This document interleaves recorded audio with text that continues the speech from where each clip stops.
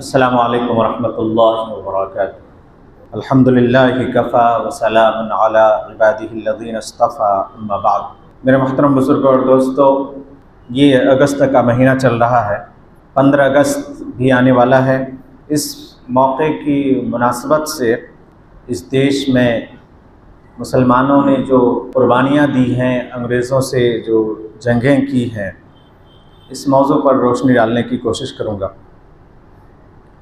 ہم اور آپ جانتے ہیں کہ اس دیش کو آزاد کرانے کے لیے یوں تو سبھی نے حصہ لیا ہے، چاہے وہ ہندو ہو، چاہے مسلمان ہو، سکھ ہو، عیسائی ہو، سبھی لوگ جو یہاں رہتے تھے اس وقت سبھی نے شرکت کی، سبھی نے اپنے اعتبار سے اس دیش کے لیے قربانیاں دی۔ لیکن اس میں کوئی دو رائے نہیں کہ سب سے زیادہ اگر قربانی کسی جماعت نے، کسی فکر رکھنے والے نے دی ہے تو اس کا نام مسلمان ہے۔ کیونکہ جس وقت انگریز اس دیش میں آئے تھے اس وقت مسلمانوں کی حکومت تھی، اور جس کی حکومت ہوتی ہے ٹکراؤ اسی سے ہوتا ہے۔ چنانچہ مغلیہ حکومت تھی، اور ہم اور آپ جانتے ہیں کہ آخری بادشاہ مغلیہ سلطنت کے بہادر شاہ ظفر ہیں۔ تو ہر طرف مسلمانوں کی حکومت تھی، چاہے وہ بنگال کی سرزمین ہو، وہاں نواب سراج الدولہ تھے، چاہے وہ میسور کی دھرتی ہو، وہاں ٹیپو سلطان رحمۃ اللہ علیہ تھے، چاہے وہ دلی ہو، وہاں بہادر شاہ ظفر تھے۔ تو اس طرح سے ہر جگہ مسلمانوں کی حکومت تھی۔ انگریزوں سے لڑنے میں جنہوں نے پہل کی اور جنہوں نے اس دیش کے لیے قربانیاں دی ہیں وہ مسلمان ہی ہے۔ یہی وجہ ہے کہ جب بنگال کی سرزمین پہ لڑائی ہوئی تو نواب سراج الدولہ اپنی پوری طاقت کے ساتھ انگریزوں سے لڑا، لیکن میر جو سنتے ہیں میر کا نام، اس نے غداری کی اور اس طرح سے نواب سراج الدولہ کو شکست ہو گئی۔ اور سلطان ٹیپو رحمۃ اللہ علیہ کے بارے میں ہم جانتے ہی ہیں کہ وہ لڑتے لڑتے شہید ہو گئے، جن کا کہنا تھا کہ شیر کی ایک دن کی زندگی گدڑ کی 100 سالہ زندگی سے بہتر ہے۔ ہر طرف مسلمانوں کی حکومت تھی تو لڑائیاں ظاہر سی بات ہے کہ مسلمانوں سے ہونے والی تھی۔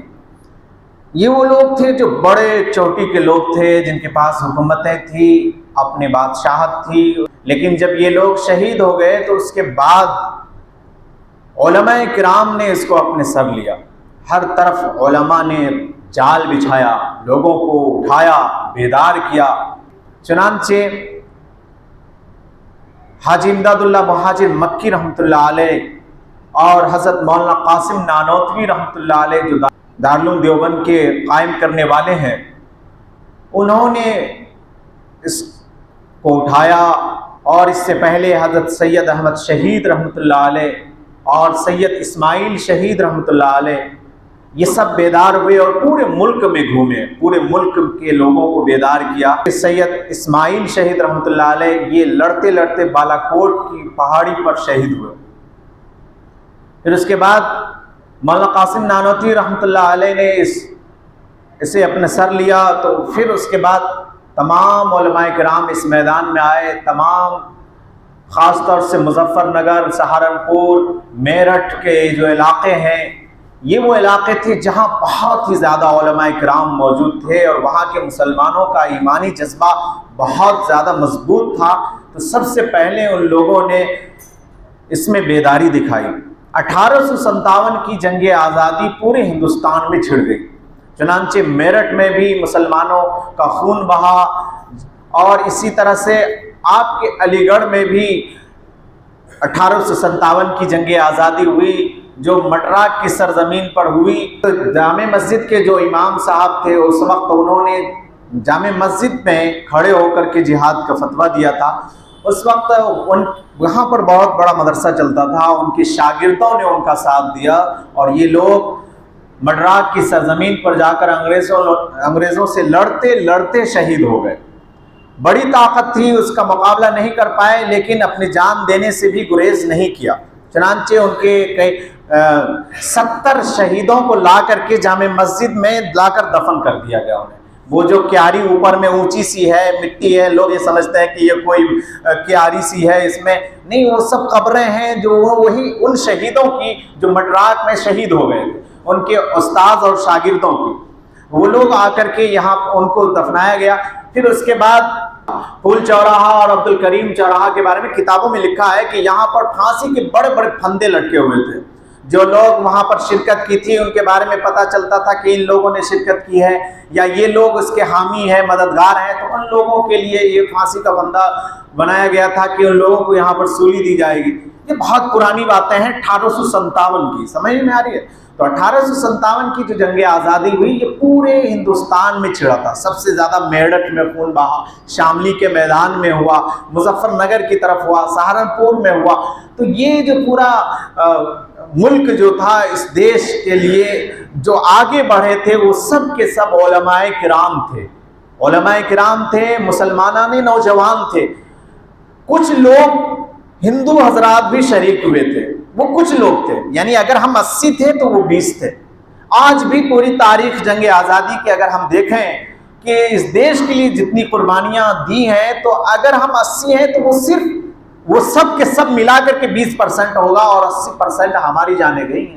ہم نے اس دیش کے لیے قربانیاں دی ہیں، لیکن اس کے باوجود بھی آج ہو رہا ہے یہ کہ آج مسلمانوں کو ہی اس دیش میں رہنے کے لیے ثبوت دینے پڑ رہے ہیں، ان کو دیش بھکتی کے گانے پڑ رہے ہیں، دیش بھکتی کے گن گانے پڑ رہے ہیں، اور اپنے آپ کو ثابت کرنا پڑ رہا ہے، اور اگر نہیں بولے تو ایسا لگتا ہے جیسے کہ یہ کسی اور ملک سے آیا ہے۔ ہم اور آپ کو بھی ایسا لگتا ہے کہ ہم لوگ کہیں اور سے آئے ہیں، ایسا نہیں ہے۔ مسلمان کتنے آئے ہوں گے؟ ظاہر سی بات ہے کہ ایک جماعت آئی ہوگی، کچھ لوگ ہوں گے، 1000 ہوں گے، 2000 ہوں گے، 5000 ہوں گے، 50,000 ہوں گے۔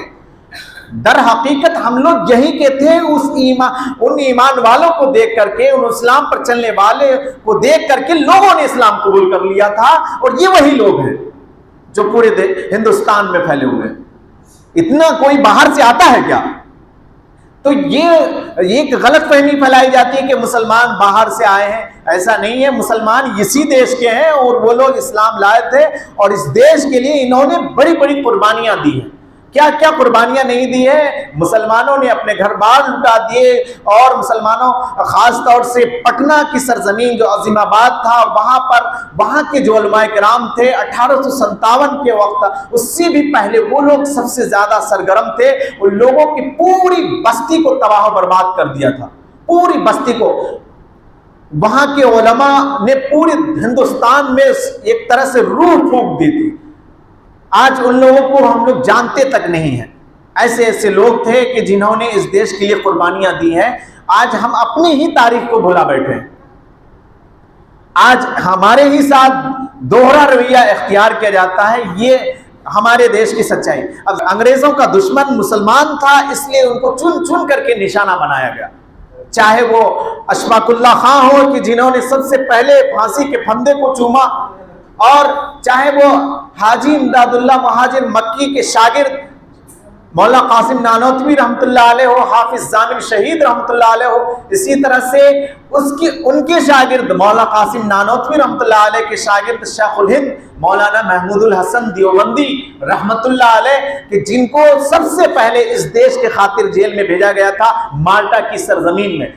یہاں نہیں ہے وہ، اس دیش میں، وہ باہر تھا۔ مالٹا کی سرزمین میں انہیں قید کیا گیا۔ انہوں نے ریشمی رومال تحریک چلائی تھی کہ جنہوں نے پورے دیش کے علماء کو بیدار کیا تھا۔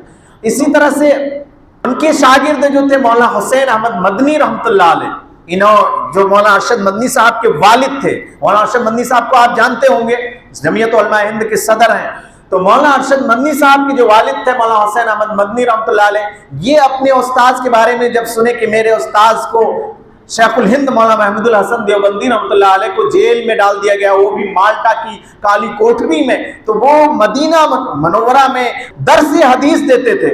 وہ وہاں پر آئے، اپنے استاذ کی پریشانی کو دیکھ نہ سکے، اور وہ وہاں آئے، اور انہوں نے وہاں سے پھر دونوں استاد اور شاگرد نے وہاں کئی سال تک جیل کے سلاخوں میں رہے۔ پھر اس کے بعد پھر ہندوستان جب آئے، تب جا کر کے شیخ الہند مولانا محمود الحسن دیوبندی رحمۃ اللہ علیہ نے اس مہم کو چھیڑا کہ اس دیش کے لیے سبھی کو آگے آنا چاہیے۔ چنانچہ مہاتما گاندھی وغیرہ یہ بات کے لوگ ہیں، جب ऐसे शेख उल हिंद मौलाना महमूदुल हसन देवबंदी रहमतुल्लाह अलैह मुंबई के जब साहिल पर उतरे तो ये लोग भी गए थे वहां पर उनके इस्तकबाल करने के लिए। फिर गांधी को जो नाम मिला और गांधी को जो इतना लोग पहचानने लगे, जानने लगे, ये सिर्फ शेख उल हिंद मौलाना महमूदुल हसन देवबंदी रहमतुल्लाह अलैह, ये वही शेख उल हिंद मौलाना महमूदुल हसन देवबंदी रहमतुल्लाह अलैह हैं जो दारुल उलूम देवबंद के पहले शागिर्द थे।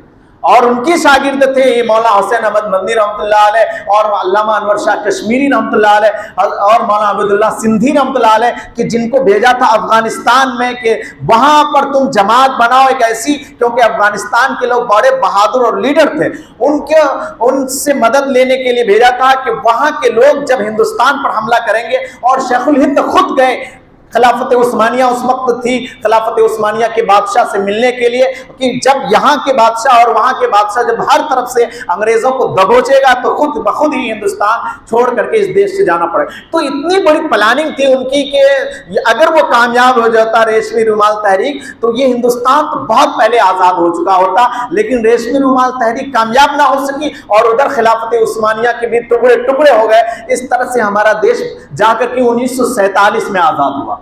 और ये समझिए कि सिर्फ और सिर्फ उलमाए किराम की कुर्बानियों की वजह से ही आज़ाद हुआ, वरना इस देश को आज़ाद करना मुमकिन नहीं था। क्योंकि मर मिटने का हौसला और जज्बा सिर्फ मोमिन के अंदर होता है और किसी को मरना नहीं आता, क्योंकि अल्लाह ने कुरान करीम में एक फरमाया कि मोमिन जो होता है उसकी निशानी ये होती है कि वो चाहता है कि उसका जीना और मरना अल्लाह के खातिर हो। जब उन्होंने देखा कि हमारे देश के लोगों को, हमारे बच्चों को, हमारे बूढ़ों को, हमारे जवानों को, हमारे औरतों को गुलाम बना रखा है और इन अंग्रेजों ने इंतहा कर रखा है जुल्म कि किसी को परखचे उड़ा दे रहे हैं, पर इस तरह से बंदूक का निशाना बना रहे हैं, कहीं पूरा का पूरा गांव तबाह बर्बाद कर रहे हैं और हर एक को गुलामी की जंजीरों में जकड़ लिया है। तो उलमा उठे और बेदार हुए, और जाहिर सी बात है कि हर दौर में उलमाए किराम ही बेदार हुए हैं और उन्हीं की वजह से इनकलाब आया।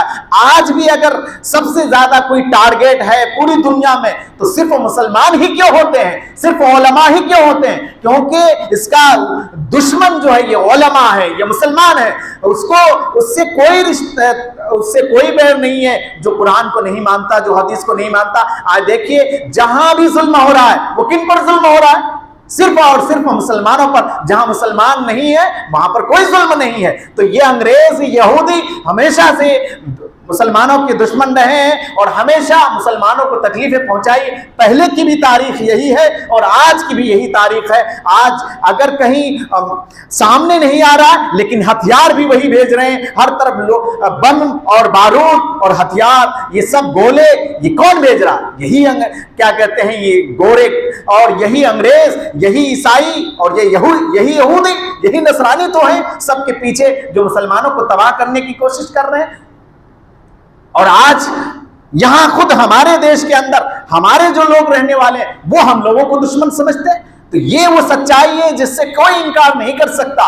आज जहां भी मुसलमानों पर जुल्म हो रहा है उसके लिए हथियार और असलहा भेजा जाता है। खुद हिंदुस्तान के आपके वजीर आजम ने बेशुमार हथियार इसराइल को भेजा। इस बात को किसी को कहने की हिम्मत नहीं है। मौलाना महमूद मदनी साहब ने कहा कि बेशुमार यहां से बम और बारूद भेजे गए फलस्तीन के बच्चों को मारने के लिए, और आज तक वो सिलसिला जारी है और कोई नहीं बोलने वाला है कि इस बात पर कोई बोले।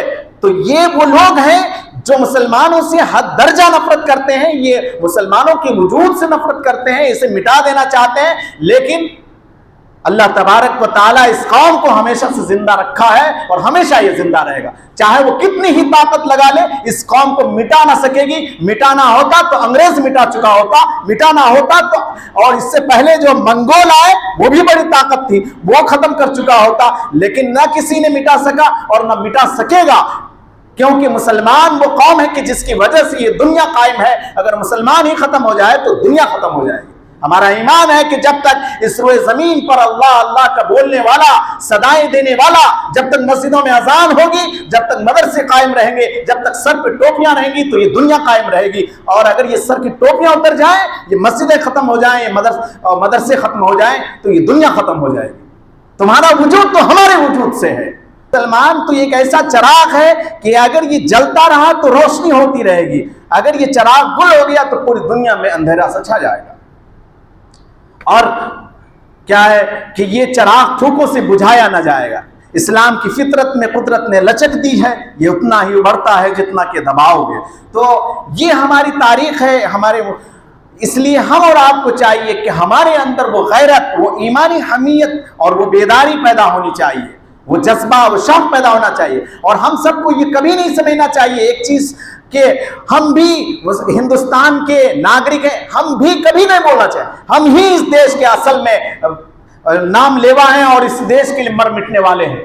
دوسرے لوگ تو بعد میں آئے ہیں، دوسرے لوگ تو بعد میں حصہ لیا، وہ تو اس کی حکومت ہیں، اس لیے انہی کا بول بالا ہوگا، انہی کی ساری چیزیں ہوں گی، ورنہ یہ لوگ تو وہ ہیں جو دلال تھے، انگریزوں کی دلالی کرتے تھے اور پھانسیوں سے ڈرتے تھے، پھانسیوں کے پھندے سے اور اپنے جائیداد سے اور اپنے مال و دولت سے ڈرتے تھے کہ کہیں ہمارے مالوں کو لوٹ نہ لے، جائیداد چھین نہ لے۔ تو یہ لوگ وہ تھے جو دلالی کرتے تھے، لیکن ایمان کہتا تھا کہ کسی کے سامنے سر نہیں جھکانا ہے، صرف ایک خدا کے سامنے سر جھکانا ہے، اگر جان جائے تو چلے جائے۔ حضرت مولانا محمد علی جوہر کو جانتے ہیں نا، جن کے نام سے یونیورسٹی بنائی گئی، کتنے بڑے عظیم مجاہد تھے، جنہوں نے انگریزوں کے سامنے کہا تھا کہ میں ہندوستان واپس نہیں ہوں گا جب تک کہ میرا دیش آزاد نہ ہو جائے، یہیں پر میں مر مٹوں گا، تب تک نہیں جاؤں گا۔ اور وہی شخص ہیں کہ ان کی موت جب ہوئی تو تمام مسلمانی ممالک نے کہا کہ ہمارے یہاں دفن کر دیجئے، کسی نے کہا ہمارے یہاں دفن کر دیجئے، کسی نے کہا ہمارے یہاں دفن کر دیجئے۔ پھر بعد میں ان کو فلسطین جو مسجد اقصی ہے وہاں لے جا کر کے انہیں دفن کیا گیا۔ یہ مولانا محمد علی جوہر ہیں جن کے نام سے علی جوہر یونیورسٹی بنائی گئی۔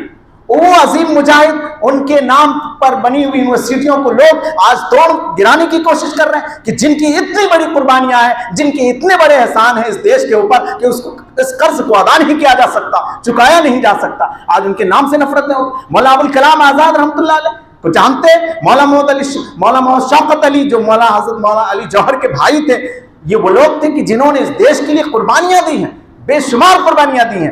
اس دیش کا وجود تو مسلمانوں کی وجود سے ہے۔ تو یہ کہنا کہ مسلمان اس دیش کے دوسرے شہری ہیں، یہ دیش سے باہر سے آئے، ایسا نہیں ہے۔ ہم سب اسی ملک میں پیدا ہوئے ہیں اور اسی ملک کے رہنے والے ہیں، ہم کسی باہر سے نہیں آئے، تو رہنے والے ہم یہی کے ہیں۔ لہذا دوہرا رویہ اختیار کرنا یہ کسی طرح سے زیب نہیں دیتا۔ جہاں جہاں اس کا حق ہے وہاں وہاں ہمارا حق ہے۔ یہ تاج محل کس کی نشانیاں ہیں؟ یہ لال قلعہ کس کی نشانیاں ہیں؟ یہ قطب مینار کس کی نشانیاں ہیں؟ یہ جامع مسجد جس میں اتنے سونے لگے ہوئے ہیں، یہ اتنی بڑی مسجد کس کی نشانیاں ہیں؟ کسی کیا کہتے ہیں، کسی ہندو کی ہے، کسی سکھ کی ہے، کسی RSS کے رکھنے والے کی ہے، کس کی ہے بھائی؟ یہ سب وہ نشانیاں ہیں جو چیخ چیخ کر کہہ رہی ہے کہ یہ سب مسلمانوں نے دی ہے۔ اور آج بھی ہندوستان کو پہچانا جاتا ہے تاج محل کے نام سے۔ آج بھی جب انڈیا کا نام آتا ہے دوسرے ملکوں میں تو وہ جانتا ہے کہ تاج محل جس نے شاہجہاں نے بنایا۔ تو یہ وہ ہماری تاریخ کو وہ کتنا بھی مٹا دینا چاہے یہ مٹے گی نہیں، لیکن شرط یہ ہے اب کہ ہم اپنے بچوں کو یہ بات بتائیں، کیونکہ آج اسکولوں میں، کالجوں میں، یونیورسٹیوں میں اب یہ تاریخ نہیں پڑھائی جاتی، اب وہ تاریخ پڑھائی جاتی ہے جو وہ چاہتے ہیں۔ ہمارے کچھ بچے پڑھتے ہیں جن کو میں پڑھاتا ہوں، وہ بچے بتاتے ہیں کہ کتنی تاریخ میں خلط ملط کر دی ہے، کتنا غلط پڑھاتے ہیں، تاریخ کچھ اور ہے پہلے کی، لیکن وہ اس طرح سے بناتے ہیں کہ مسلمان کو دشمن بنا کر کے پیش کرتے ہیں، حملہ کرنے والا بنا کر پیش کرتے ہیں، یہ اس طرح کی چیزیں ہیں۔ تو اصل تاریخ کیا ہے یہ ہمیں خود ہی بتانا ہوگا۔ اللہ تعالی ہم سب کو عمل کرنے کی توفیق